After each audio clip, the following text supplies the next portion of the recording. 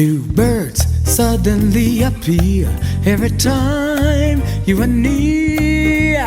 Just like me, they long to be close to you. Hello, everybody. This is Dr. Willie Jolley and my beautiful bride. This is Dee. And we are welcoming you to another edition of the Jolley Marriage Show, where we wrote the book on how to make love, make money, make it last. 40 years coming up in, let's see, actually 2 months from today, June 28th. We will be married for 40 years. And so we made it last, want to keep making it last, want to teach you some things that we found to be some tenets, some principles, some secrets, some tools that you can use in your relationship. How many of you are in a relationship? How many of you have been in a relationship where it didn't work out and you want some tips on how to make it work? Well, if you want tips on how to make your relationships last, well, join us every Monday night, 9 o'clock, and read the book, Make Love, Make Money, Make It Last. Get it at jolleymarriage.com. Get it at jolleymarriage.com. In fact, we're encouraging everybody to go to jolleymarriage.com to watch the free TED Talk at jolleymarriage.com. We did a TED Talk on how to never, ever argue again in marriage. We've been married for going on 40 years, haven't had an argument in 38 years. That doesn't mean we agree all the time. God knows that's not the case. We don't always agree, but we have figured out a system that works where we can disagree and not argue. And it works. And so many others who we've shared it with have confessed or told us and said, this works. So we encourage you to go watch the TED Talk. We tell you how to do it. Free. That's absolutely free. Speaking of free, you can get a free chapter from the marriage book if you go to jolleymarriage.com. jolleymarriage.com. The biggest chapter in the book is the communications chapter. And we give that away because that's the biggest problem in marriages is communication. In relationships, there are three boulders that break up marriage: sex, money, and communication. Of the three, communication is the common denominator that is fluent throughout all of the issues. So that leads us to our topic for tonight. Perfect. Leads us to our topic tonight: the art of listening. Why you talk all the time? The secret to saving your relationship. Did you hear what I said? I talk for a living. See, did you hear what I said? I do. I said you talk all the time. When I was a kid. So that only leaves me when I was a kid, to learn how to listen. When I was a kid, I got in trouble for talking. Now I get paid for talking. You have a certain lifestyle you've enjoyed, haven't you? Because I talk. What kind of car you get? What kind of house you live in? Do you get up and go out to a job every day? I have a job 24/7. Yeah, you do. So let's see, people are jumping on all of them. Glad to have you on everywhere on that Instagram. Glad to have you over here. Greg and Linda are watching from home. Oh, let's see where other people are joining in from on the different platforms. We got a number of platforms, and we encourage everybody, tell your friends and family members to tune in Monday nights at 9 o'clock. If you're in a relationship, you want to improve your relationship, want to enhance your relationship. Okay, so the art of listening is secret for the secret, or one of the secrets for creating a successful relationship. Now, this came from, we're giving a shout out to our pastor. We're members of First Baptist Church of Glenarden in Temple Hills. No, you keep saying it's not in Temple Hills. It's not in Temple Hills. Oh my gosh. So where have I been going all these years? It is not in Temple Hills. You don't know the name of the area. It's in Upper Marlboro, Maryland. Oh. See, she doesn't know where she's going. She just got a little homing pigeon. Because if she gets out of her little homing pigeon thing, she gets all, I don't know where I'm at. The other day she got lost coming home. No, and then you have to explain how I got lost, why I got lost. And that's only because I told you. You were not with me. I was not with you because I would have been driving. Right? There was a detour.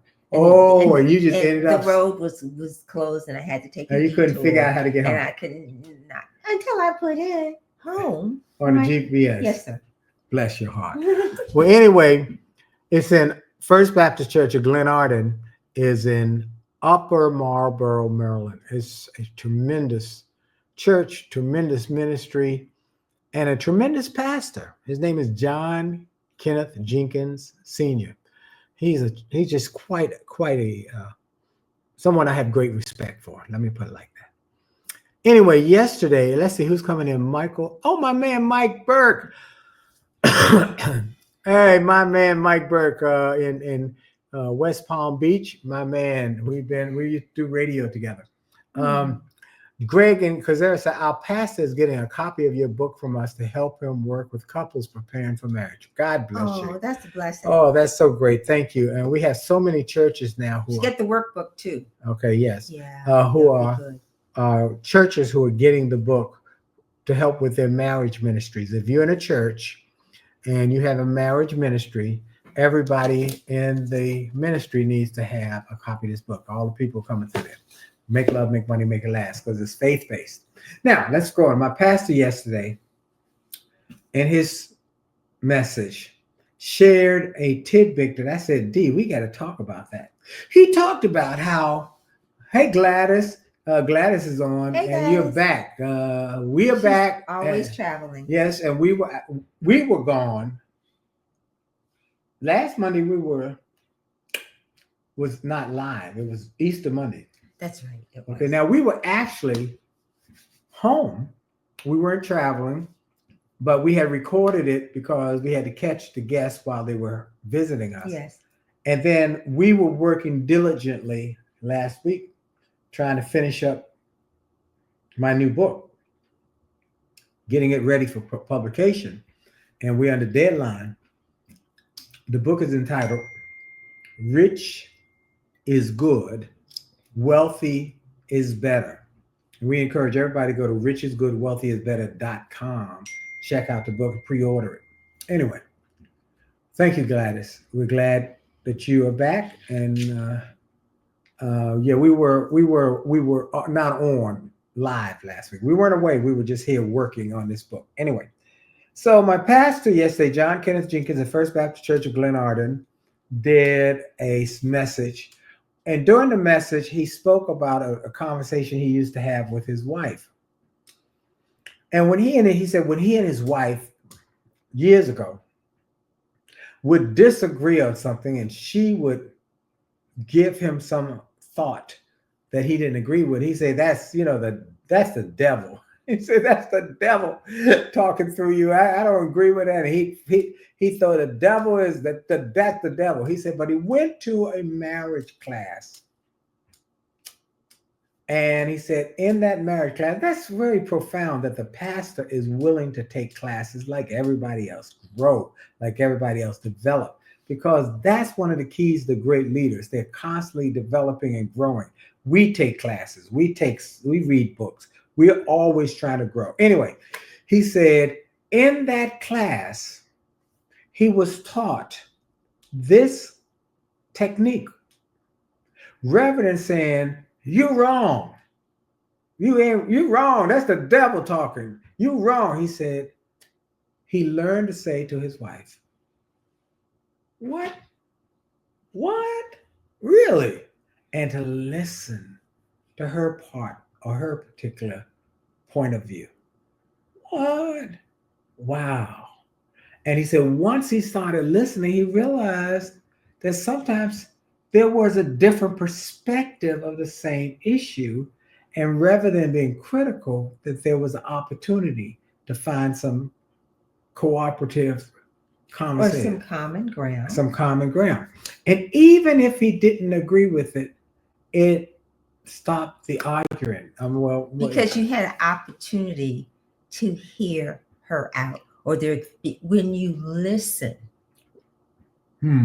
not to respond, yes, but to get a better understanding, there are less arguments. So we want to encourage people. There's an art to listening, and that's one of the techniques he shared. how rather than saying you're wrong, that's wrong, saying, what?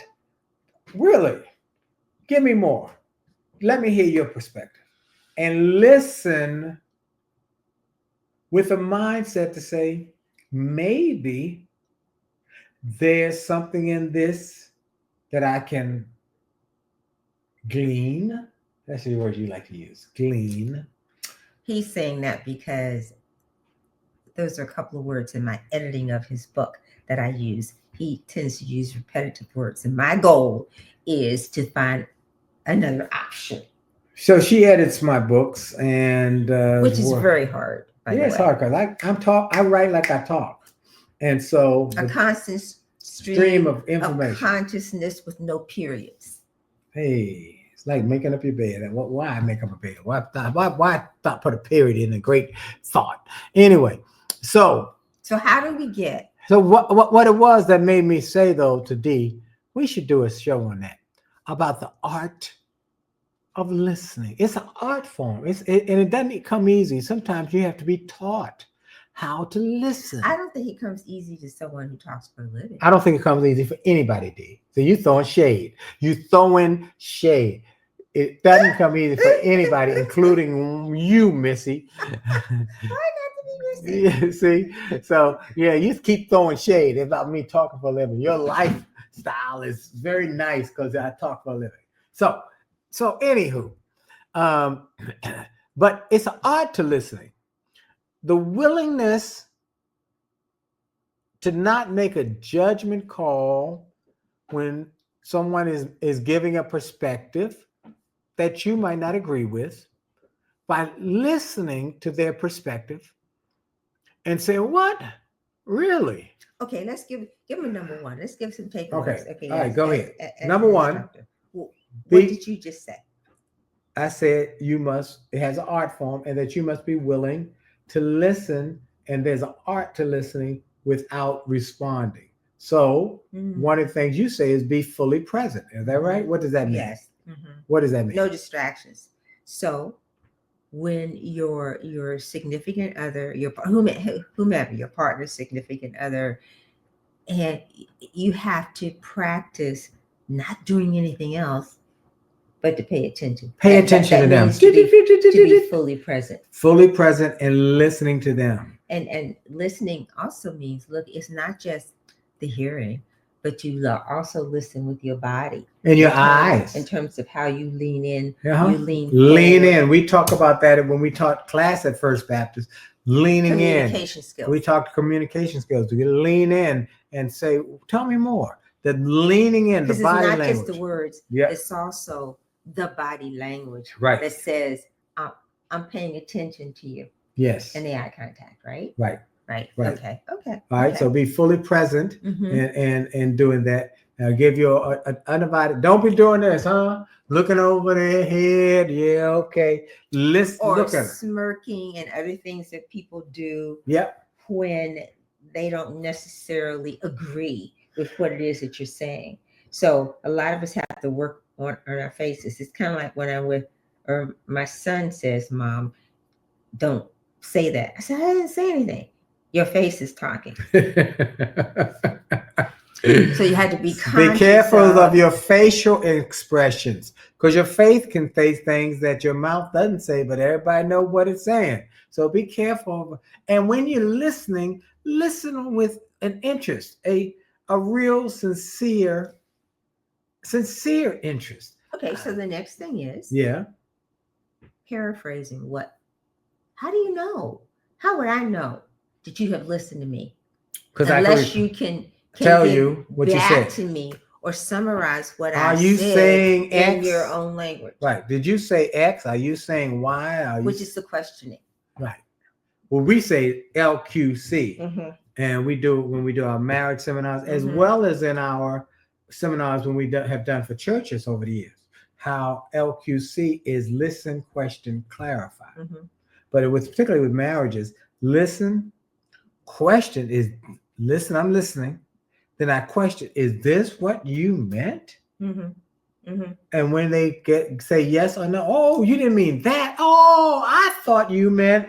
Mm-hmm. And sometimes the issue can be in what I call semantics, where it's what you were saying is not received. Because I didn't understand your terminology. That's right. Or if you're using certain words, and I will say to you, and we've been together so long, I'm like, what does that mean? What you need to use, not that fancy language that you got a PhD in. You don't need to impress me with that. You need to break it down so I can understand exactly what you're saying, and I can apply it. And I can just say that to you. Huh? Yes, because I'm a learned, erudite, scholarly man. And I say that for the stage. I don't want to hear it. Well, okay, but I'm not saying that's what you should say. But I'm like, I don't want to hear it. Yeah. Now, in order to be effective at this, you also have to know your own limitations. And I would say for a number 3 is that you have to sit on your hands. That's me. Okay. I tend to, because I'm with someone who talks for a living, it's like, this is just too long and drawn out. Just give me the bottom line. And so I'm like, sometimes you have to sit on your hands. Sometimes I have to bite my tongue because I'm like, Well, I think about every word I say, but I have been trained to do that. I understand that. Yeah. But I'm like, I am really opposite. Give me the end, then you can give me the detail. Yeah, you don't want you don't want any of and that. I understand that that's the problem with me. So when I'm saying, when we say, well, you know what, you have to learn not to interrupt, because I'm going like, well, where is he going with this? What is this?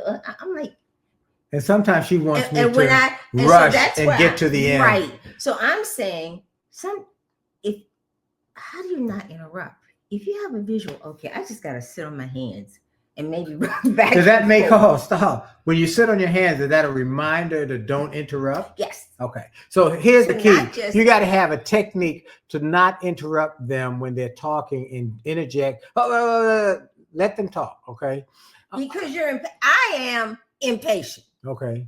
Hey, our grandson is on tonight. Our grandson is on? Yeah, Liam. I just noticed that Liam is on. Oh. Our little grandson who's 6 months old. He'll be 7 months old. He's gathering information. Yeah, in a couple of weeks. Communicating. Also on tonight, I got to take a moment, is Angela Stribling. Wow, the great radio host, voiceover artist. And Dee just literally asked about her over the weekend. How is Angela? And we've been praying for Angela, and she's got quite a miracle story. So thank you, Angela, for being on. Still that beautiful voice. You've heard her on radio for years all over America, doing her voiceover. She has the most beautiful voice for radio. Anyway, so the visual is, sit on your hands. If you are like me, where I want to get to the bottom line, to the end, give me what I need to do, give me the summary, and then you can give me all the minutia in the middle. And I realize as part of that is storytelling.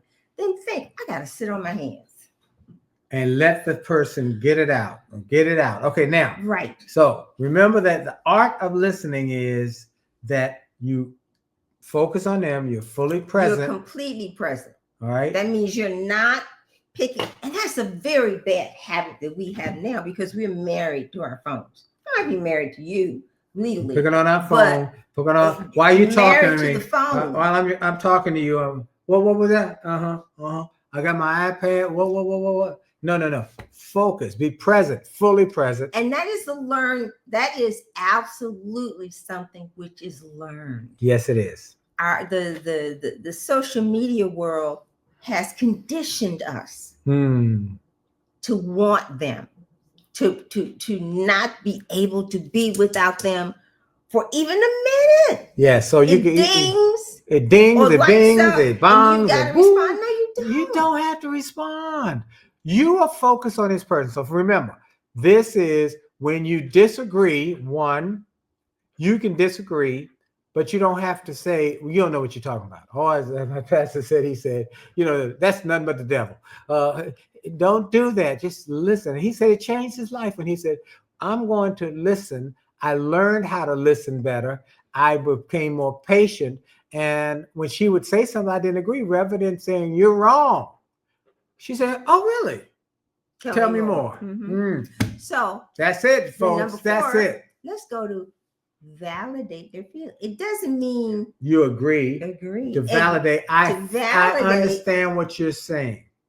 I hear what you you're want saying. to acknowledge. Acknowledge. And you can't do that if you have not paraphrased, which is what we said earlier. Right. Summarize what they said to make sure to give it back to them in how you've understood it, to make sure that you get what they're talking about. Is that right? That's right. Exactly right. So you want to validate what Doesn't mean you have to agree with it. But let me hear here's what I heard you say. X, X, X.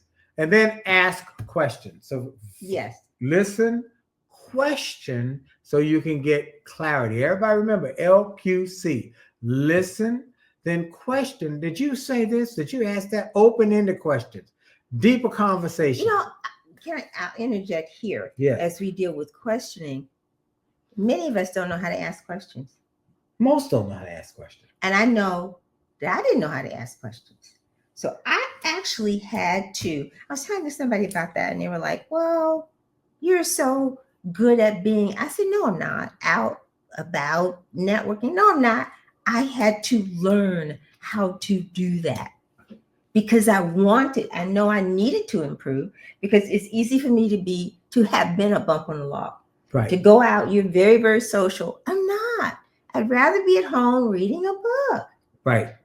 But that's not beneficial for our business. And not beneficial for hanging out with me, because I want to see the people. I love the people. I love the people. I breathe the people. The people. They're oxygen to me. People. Am I right? Yes, dear. I want to talk to everybody. Yes, you do. I love it. But that's beneficial for you. Yes. Because it supports your business. The caring, you're that way naturally, a caring, thoughtful, and you can talk and think at the same time. I, on the other hand, you're not really talking, think at the same. When people say thinking on your feet. Yes. So I had to learn techniques, and I'm like, asking open-ended questions come easy for some people. Doesn't come easy for me. I actually had to read some books, and you can go online and pick up some books. How do you network? How do you start a conversation? How do you ask an open-ended question? Means to ask, to give them an opportunity to talk. An open-ended question, by the way, is a question that doesn't require a yes or no answer. Absolutely no questions that have a yes or no answer. Tell me more about yourself. Mm-hmm. Tell me your thoughts on this issue. And one way to do that is whatever they said last, ask a question about that. Isn't that something that there's a book about everything? Yeah. So what? In other words, if they said, "I'm new to the neighborhood," you're new to the neighborhood. Where'd you come from? Well, where'd you come from? And they'll tell you, "I came from." And why did you choose to move here? Yeah, there you go. And you just keep asking questions, learn as much. But even in your relationships, when you're listening, ask questions so you can get clarity. The key is clarity. And even if you don't agree, get the clarity. You're learning more about them, and it puts them at ease, and it makes the other person think and feel that you do care. Right. And as this process goes on with your questioning and the like, you do end up caring more. Right. Okay. The next one is you understand them. Is manage your emotions. Now, what does that mean? You tell me. I know what it means. Don't get upset and don't flip out. That's what it means. Stay calm, even when you're feeling it rising. Okay, so I would say when we talk about controlling your emotions, first of all, you have to, I'm thinking about me, I have to realize in the back of my head, this situation is making me feel some kind of way. And I don't normally say that, but this situation is annoying me. That's a good way. Annoying. This situation. Because some kind of way is some new. I had a friend. He said he was talking to his wife and he felt some kind of way. I said, don't use that term because it's so nebulous. Okay, nobody knows specifically. You were annoyed. You felt devalued. You felt angry. Well, even I felt disappointed. I felt belittled. Mm-hmm. Those are clear feelings. But if you can't articulate how you're feeling, mm-hmm. how can you help someone else So manage your emotions. Mhm. Stay calm. First, you have to discover. I'm saying you must discover what your emotions are. Like I know certain things that raise the hair on the back of my neck, and I'm like, okay, I cannot go there. Right. I might need to take a deep breath. I might need to remove myself from the situation and say, oh, let's not talk about that right now. Well, part of it is give me part of it is our relationship. I know We don't say things to each other to raise the ire. But I think because we work in the space too. No. It had nothing to do with working in space. With this, before we started, we haven't had an argument in 38 years. Now, we've not been working together 38 years. We learned that there are things that will be weapons. Okay, words can be weapons. I want to say that. That's a nice word. Yes. Words can be weapons. Right. We did a show about that not long. And so, with that in mind, you and I don't use words as weapons. It's not my. But we don't do. You. But we don't do it because we realize it's not productive. It's not a productive way to get what you want. Yes. Okay. And so everybody wants to get what they want. So rather than using words as well. The scars linger. Oh, the words. The scars are brick, sticks, and stone. We did it a couple weeks ago. Those things my brother-in-law and sister-in-law, if you didn't see that, they celebrated their 35th wedding anniversary. Last Monday, we had them. We played the interview. And my brother-in-law said one of the biggest lies in the world is that sticks and stones would break my bones, but words would never hurt me. He said, that's a lie because words can break your heart. You might forgive someone, but you don't forget. Chances of your forgetting. No, you don't forget. And so words are like toothpaste. We say it over and over again. Once they're out, you can't put them back in. So be careful, stay calm. So you don't say something that and then have to be sorry for then be regretful for it. Yeah. Have regret about it. Yeah. Okay. Anything else? Mm-hmm. Use and the nonverbal cues. What does that mean? What do you nonverbal cues goes back to the body language. It's the reinforcing of the positive body language. Positive. Leaning in. I'm here. I'm listening. I'm here for you. For example, when you come over to my office and you say, well, Dee, so-and-so, I'm like, oh, okay, what is it? Yes, there you did that. I said, you ready to do you said, not really, but let's do it. Yeah. I said, okay, let's get it done. Mm-hmm. Okay. I wanted to hear the rest of Dee's thoughts. Evolving Mindset. I want to hear the rest of Dee's thought about what topic. Please put it in there real quick. So, because Dee got great thoughts. What are the rest of your thoughts? And Terrence is on. Hey, he's talking about. Hi, how's your mom? How your mama, Terrence? We always have to ask about that. And a lot of folks are joining from all over the country and around the world. Welcome. Thank you. Thank y'all for coming and thank y'all for joining. We also want to shout out all the people who watch this on the replay because a lot of people watch this on the replay. Evolving Minds, our time is almost up. So Dee will have to tell you whatever he said his mama is better. Put it in the chat real quick so we can. Whatever I missed this week, we can follow up next week. Yeah, the topic is I can answer the question. Yeah. Okay, our time is almost up. We do a half hour. We keep saying we're going to do an online seminar. We got so much with this book. This book has taken. Well, let us finish the book. It's almost done. It's done. It's going off, I believe, tomorrow morning. Yeah. Rich is good. Wealthy is better. Oh my God, this has been a We've learned a lot. Oh, she was speaking about the communication, and Willie started talking. Oh, yeah, that's pretty normal for us. Go ahead, finish talking about you to communicate. I don't know what particularly she was saying because I jump in sometimes. You do. I do, and sometimes you jump in. I do. All right. So look, we jump in as the Spirit leads. We will come back to.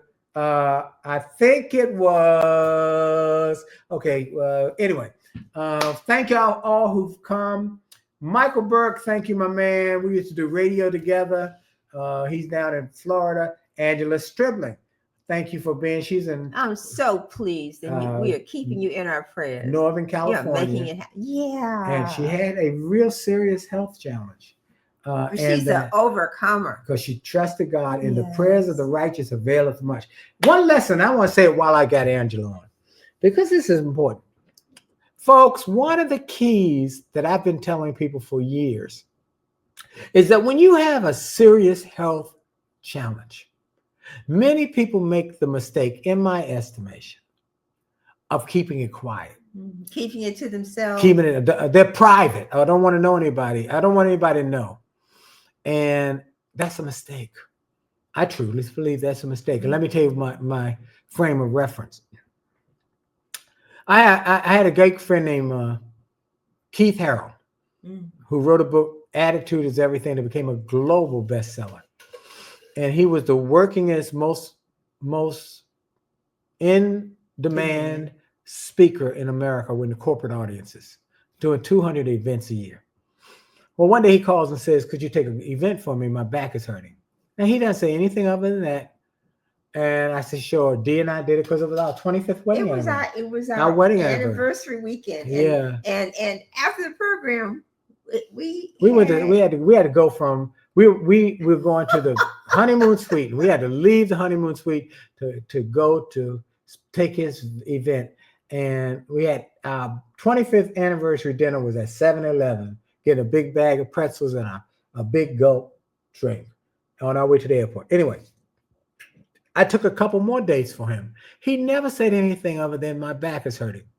One day, Les Brown calls me. I'm finishing a golf match. And he says, Willie, I hope you're sitting down. I said, what's going on? Keith Harrell just died. I said, what? He said, Keith Harrell had back cancer.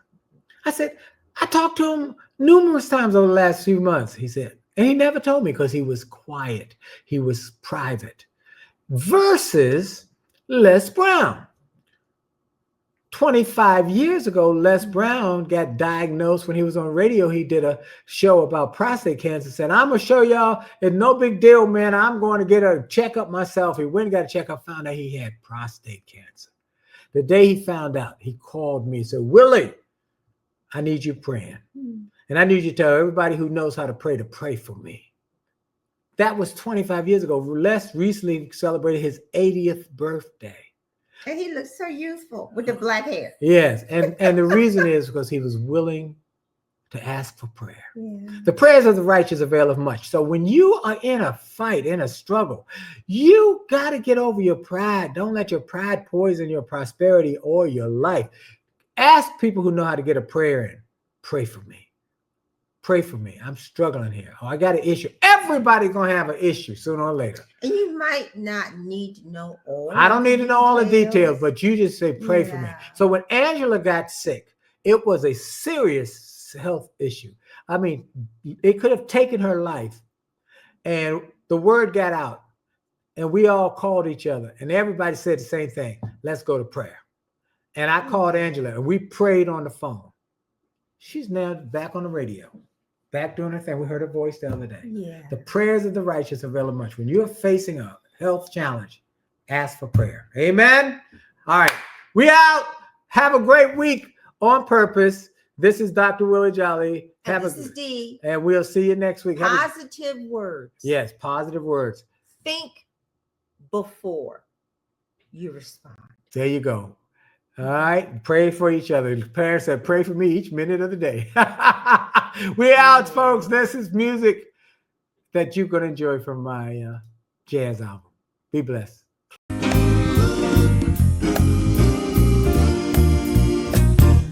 Why do birds suddenly appear every time you are near?